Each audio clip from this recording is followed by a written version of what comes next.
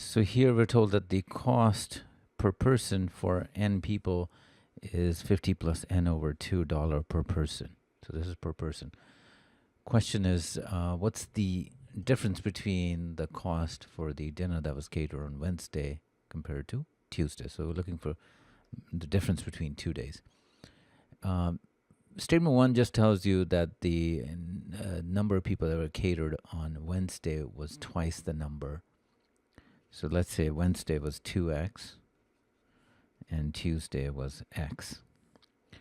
And that means the Wednesday would be 50 plus 2x over 2. And then Tuesday would be 50 plus x over 2. We're looking for that difference. Wednesday is how much greater. Obviously, we'll still have an x here. You'll note if you simplify this, sometimes it is important. Sometimes quantities do drop out. 50 plus x minus 50 minus x over 2. And this will end up as x over 2. And we don't have a unique value for that because we don't really know the actual numbers. So statement 1 alone is insufficient. 2 says the number of people that were catered dinner on Tuesday was 25 less than the number that catered on Wednesday. So if Wednesday was x, Tuesday would be x minus 25. Not to confuse with the x earlier. Again, you might be tempted to think that's not important, but you'll see that because of that expression, it will be independent of x. So Wednesday would be 50 plus x over 2, and then we're doing 50 plus x minus 25 over 2.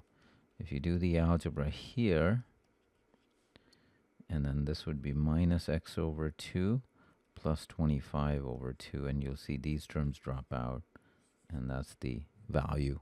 So 2 alone is insufficient. In fact, this question is set up so that you would choose the trap answer that's 1 and 2 together, and they want you to kind of see that here I don't know what x is, and you might also mentally think that I don't know what x is, and of course together I can find the x or the number of people they're referring to.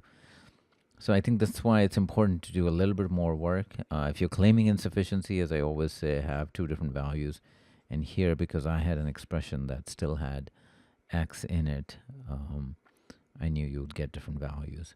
Force yourself to do that here for statement 2 as well. And that's the only way to kind of escape these traps. So the answer is statement 2 alone is sufficient. Choice B.